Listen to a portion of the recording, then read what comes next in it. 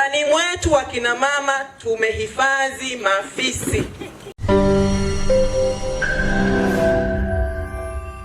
Mkoa wa Simiyu kwa miaka kadhaa umeendelea kutajwa katika simulizi mbalimbali zinazohusisha matukio ya fisi, kuanzia vijijini hadi mijini. Hadithi na matukio yanayomhusu mnyama huyo yamekuwa sehemu ya mazungumzo ya kila siku na kuvuta hisia za watu wengi nchini. Katika baadhi ya maeneo ya wilaya hiyo, kumekuwa na madai na taarifa mbalimbali zinazohusisha wananchi kumiliki na kufuga fisi, huku wengine wakimtumia mnyama huyo kama chombo cha usafiri. Hali hiyo imefanya Bariadi kutambulika zaidi kuliko maeneo mengine linapokuja suala la simulizi za mnyama fisi na uhusiano wake na jamii kwa ujumla. Wetu wakina mama tumehifadhi mafisi. Sasa hii ni changamoto. Fisi sio mnyama wa kuhifadhiwa nyumbani, lakini fisi sio miongoni mwa wanyama wanaotumika kama chombo cha usafiri.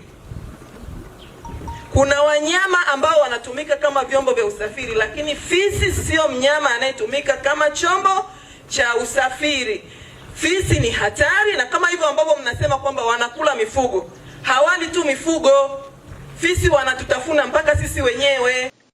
Mamlaka ya usimamizi wa wanyamapori Tanzania, yani TAWA, imeweka wazi kuwa pamoja na uwepo wa utaratibu unaoruhusu wananchi kufuga baadhi ya wanyamapori kwa kufuata sheria na masharti maalum, fisi si miongoni mwa wanyamapori wanaoruhusiwa kufugwa na binadamu.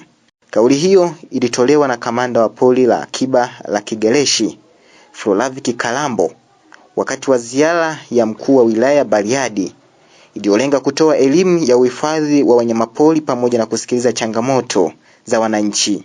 Kalambo alieleza kuwa licha ya baadhi ya wananchi kuhusishwa na ufugaji wa fisi, jambo hilo ni hatari kwa usalama wa familia na jamii kwa ujumla, kutokana na tabia za mnyama huyo ambaye kiasili ni wa porini na anatakiwa kubaki katika mazingira yake ya asili. Kwa hiyo ni wasihi tusimiliki mifugo hii ya fisi ndani ya nyumba zetu. Tusimiliki fisi ndani ya nyumba zetu kwa sababu watatuzuru. Lakini kama tunahitaji kumiliki wanyamapori, kuna wanyamapori rafiki ambao wanaweza kuhifadhiwa nyumbani. Sisi mamlaka ya usimamizi wa wanyamapori Tanzania, kwa sababu tunatambua kwamba wananchi wanahitaji kumiliki au kufuga wanyamapori, tunatoa fursa kwa wananchi kufuga wanyamapori kwa taratibu maalum.